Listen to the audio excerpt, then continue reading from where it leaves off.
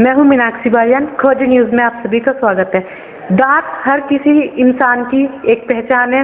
जो वो मुस्कुराता है, दांतों के पीछे, उसकी मुस्कुराहट के पीछे दांतों का एक अहम रोल है। आज हम दांतों के ऊपर एक चर्चा करने वाले हैं। हमारे साथ मौजूद है डॉक्टर नेहा त्यागी। मैम, आपका हमारे चैनल में बहुत बहुत स्वागत है। धन्यवाद मैम।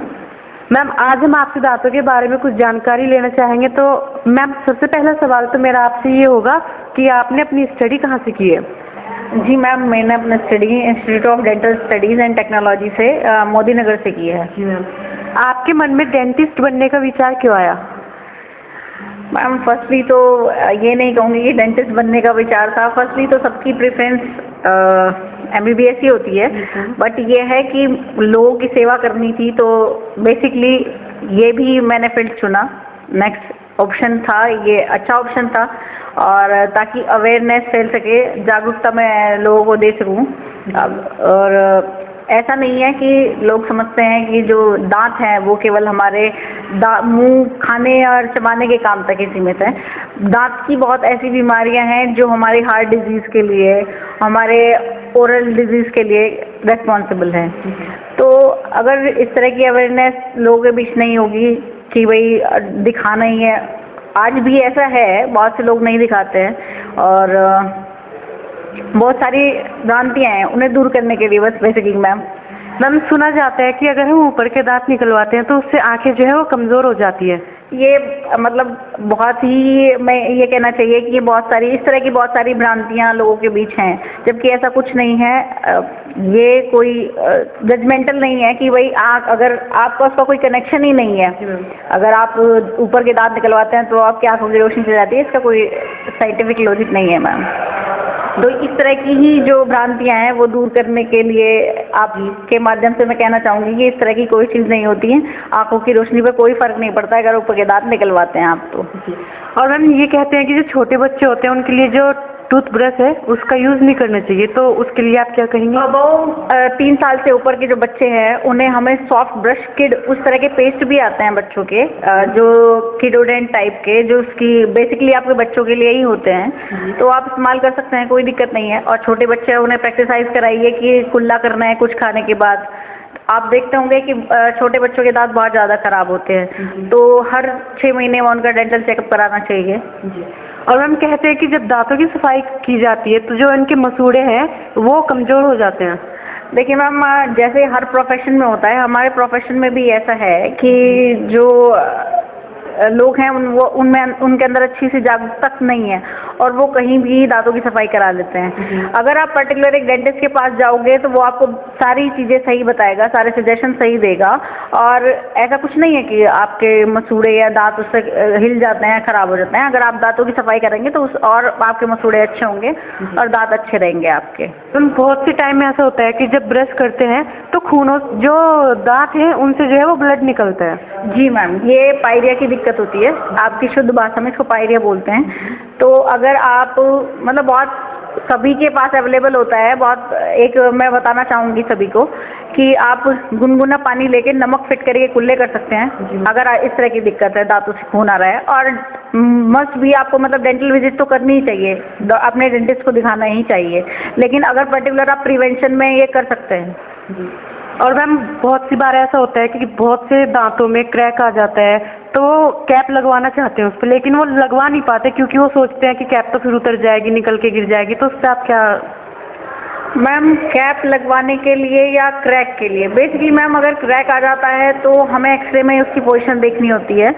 इन सब चीजों के लिए एक्सरे है हमारे पास अवेलेबल। अगर उस कंडीशन होगी कैप लगाने की तो उसकी कैप लगानी चाहिए बेसिकली, या रूट कैनाल के बाद कैप लगवानी चाहिए। और क्रैक के बाद कितना क्रैक है ये नहीं देख सकते। अगर उसकी रूट तक उसमें इंक्लूड है तो कैप लगवाने का कोई फायदा नहीं होगा और वेस्ट जाएगी वो कैप। लेकिन उसके लिए आपको प्रोफेशनल डेंटिस्ट के पास जाना पड़ेगा और वही आपको सही न्यूज दे पाएंगे। रूट कैनाल का नाम सुनते ही लोगों के अंदर एक डर पैदा हो जाता है, तो उस पर आप क्या कहेंगे मैम? जी मैम, मैं कहना चाहूंगी रूट कैनाल के जो लोगों के अंदर डर है वो इसलिए है कि उन्हें प्रॉपर गाइडेंस नहीं मिलती, सही सलाह नहीं दी जाती उन्हें कि रूट कैनाल के अंदर क्या होता है, क्या प्रोसेस होता है।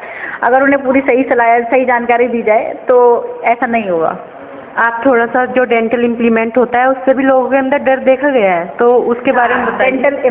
डेंटल इम्प्लांट होता है मैम क्या, जो आपका आजकल तो बेजल इम्प्लांट भी आ गए हैं मैम, जो आपका 24 आवर्स में हो जाता है। डेंटल इम्प्लांट होता है दो तरह का होता है, कन्वेंशनल और बेसल इम्प्लांट।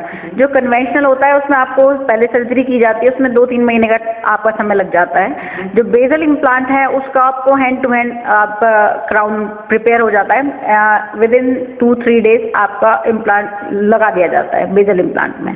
बट जो बेसल इम्प्लांट होता है उसमें बेसिकली क्या होता है कि जो आपका जैसे रूट है, जो बेसल बोन एक तरीके से अगर लेमन टर्म में कहना चाहूँ तो जो रूट होता है उसकी मेजरमेंट के अकॉर्डिंग नहीं होता है, वो सिंपली उसी में ही क्राउन फिक्स कर दिया जाता है। जबकि कन्वेंशनल में ऐसा नहीं होता है, मेजरिंग के अकॉर्डिंग पहले सर्जरी की जाती है, इम्प्लांट फिक्स किया जाता है, फिर 2-3 महीने बाद उस पर क्राउन लगाया जाता है।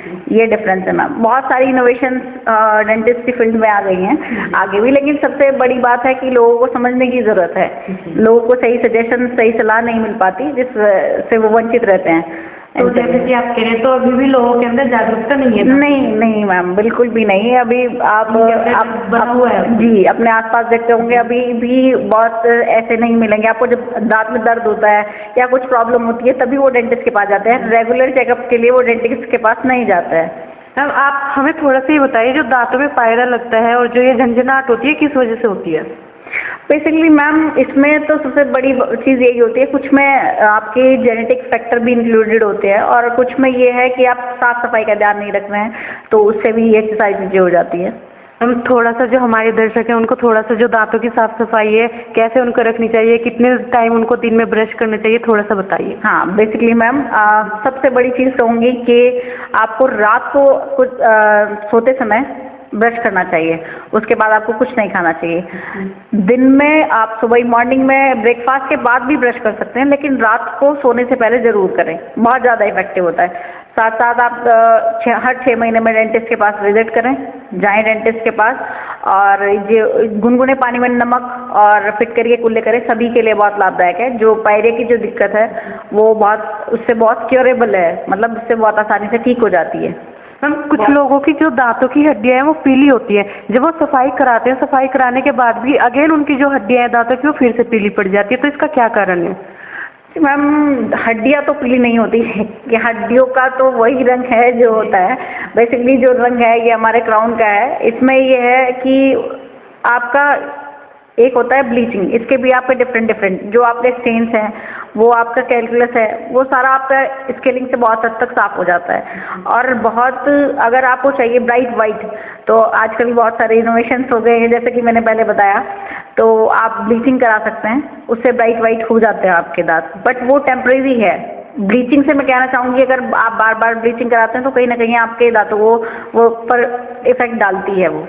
तो जैसे कि हमारे साथ डॉक्टर नेहा त्यागी थी, इन्होंने हमें दांतों से जुड़ी हुई अनेक जानकारियां दी।